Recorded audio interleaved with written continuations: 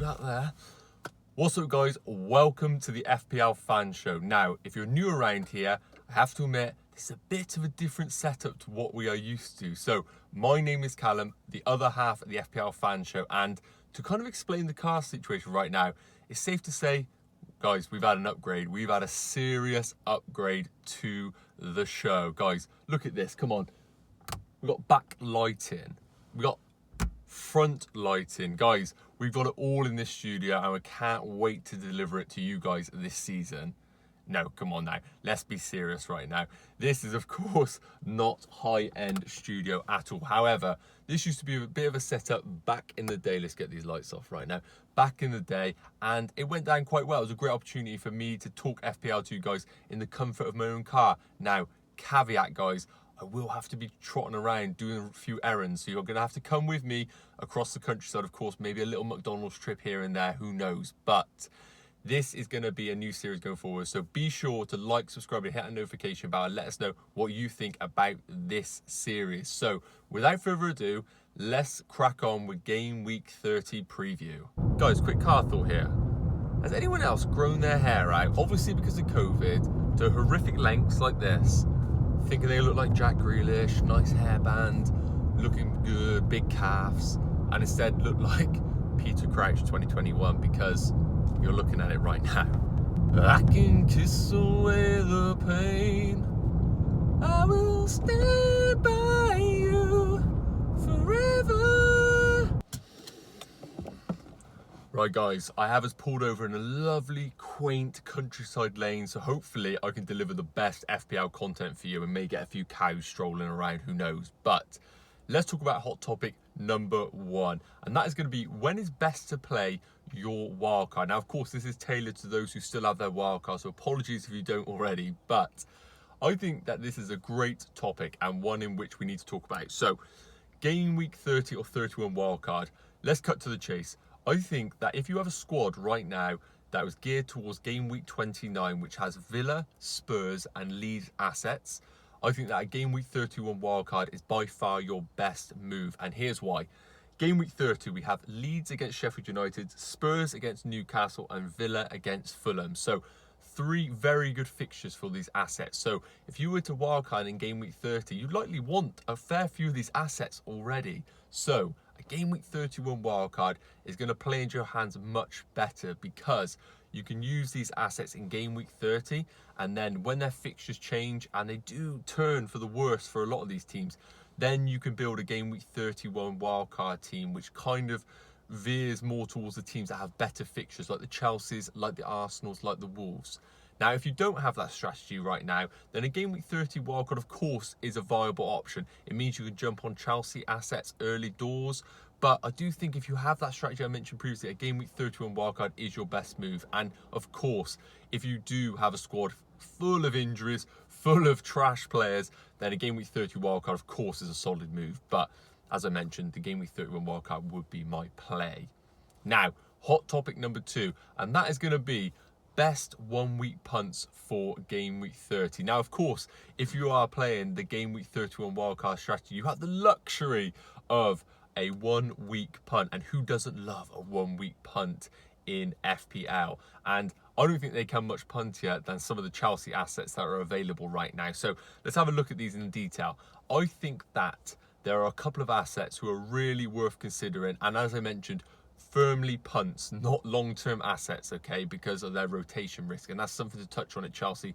They are at risk of rotation, very much a Pep 2.0 under Tuchel right now. So the first one is going to be Marcus Alonso. Now, of course, he used to be the man in FPL, didn't he? For those who are looking back 2 or 3 years ago, this guy was the OG of FPL returns. But of course, he has been and ahhing in the team recently. But when he has played, he's been doing very well on this Tuchel side, and they have a home fixture against West Brom.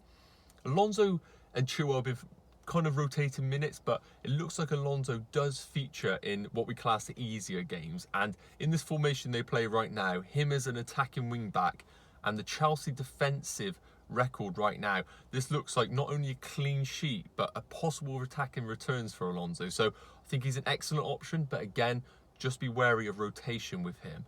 Now, There's a few other assets that I think are good options, but again, caveats to them, and that's going to be Werner and Havertz. Now, I think Werner is probably the best option if you're looking for potential output and game time. I think he's probably going to be featuring in this game, but I really like Havertz. I think the way that Tuchel's getting the side right now, he is fitting the mould in that false nine role.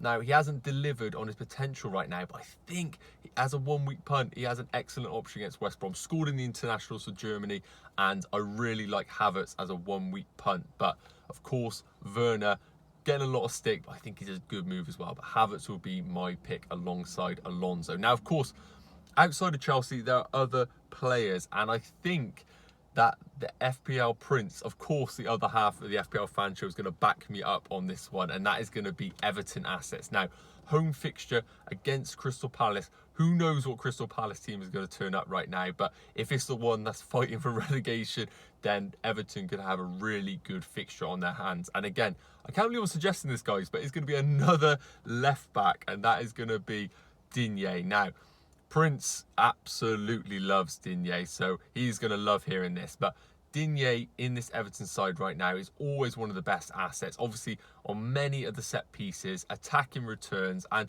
you know, Everton, they do keep their fair share of clean sheets, but, you know, they're not the Chelsea standard right now. But I do like Digne as a one-week punt. And, of course, the two boys up top, Calvert-Lewin and Richarlison. Now, it kills me that FPL Prince called it a few weeks back, but he did mention about Richarlison kind of coming to form, and he has done recently. So I wouldn't put anybody off Richarlison, but I think Calvert-Lewin would be my number one pick of the two. I just like him. Top player, obviously getting the minutes, and his stats are still excellent, and at that value you can't go too far wrong. So I think Everton assets there are really good one-week punts. And of course, we mentioned about the Leeds assets. Now, a lot of managers are probably watching this right now and have many Leeds assets, but if you don't own Raphinha and you have another Leeds spot that you can fill, I think Raphinha is an excellent pick for this game week. At home to Sheffield United, his underlying stats and actual output are absolutely excellent, and I think that he is one of the best picks for game week 30. So if you haven't already, be sure to consider Leeds assets for this one game week, and then maybe come off them with your wild card. So that's going to be the hot topics covered. Let's look a little bit at captaincy for game week 30, and I feel that there's going to be some strong wins over the weekend, guys. You're probably wondering, why is that? Well, of course, it's the Hurricane, Harry Kane, Sir Harold Kane. And if you haven't noticed, guys, I'm a big Kane lover, not only as a player, but as an FPL asset. And their away fixture against Newcastle, Steve Bruce is doing a good job, but these guys are in a relegation battle right now, and I think Kane is the number one pick this game week.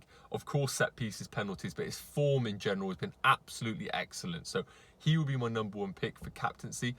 And outside of that, I think there are a few good options. I think, of course, we got the Leicester Man City fixture and Arsenal Liverpool, so that is probably making a fair few of their assets not viable captaincy options this game week. So looking outside of them, and sorry if I look this way, it's just because I've got my notes down here, then I really do think that outside of them, Chelsea, of course, we mentioned as captaincy, but I think there's a bit too much risk on their minutes right now, so I wouldn't be putting the captaincy armband on them in particular. Now, the big one is going to be Fernandes. Obviously, Man United have Brighton at home, and on paper, a really good fixture for Fernandes. However, I think Brighton are going to be a trickier opponent than it appears. Now, Graham Potter, of course, he's doing a decent job, but still in a relegation battle. But the defensive underlying stats are still very good. And of course, it's very easy to say which Brighton's going to turn up. But I think it's going to be a lot harder than people think for Man United. Now, of course, Fernandes could get an 80-yard assist, penalty last minute, pick up all three bonus, and I look like a mug. But I do think that he is one to consider, but with a caveat, because I do think that Brighton's defensive stats are a lot better than they appear. So that's a little cover-up of captaincy right there. And I think in general, guys, we're just going to keep this nice and concise. And I think the hot topics of captaincy is going to be where I am going to leave it here. So this is going to be the outro, guys, in my car. Please let me know what you thought about this setup. Of course, it's a little bit different. It isn't on par with our usual high-end standards. And of course, when we get cars like that driving past, it's a bit more difficult to concentrate. But I do think that this is a format I want to do going forward, and the Prince is going to be back with us, of course, in the main live stream on Thursday, 7:30, where we are going to be answering all of your questions. So that is an opportunity to get in the live chat and get involved. So really hope you guys have a good game week. Be sure to tune into the live stream, and if you haven't already, like, subscribe, and notification bell, just so you don't miss any of the future videos. So I will see you guys later. Cheers.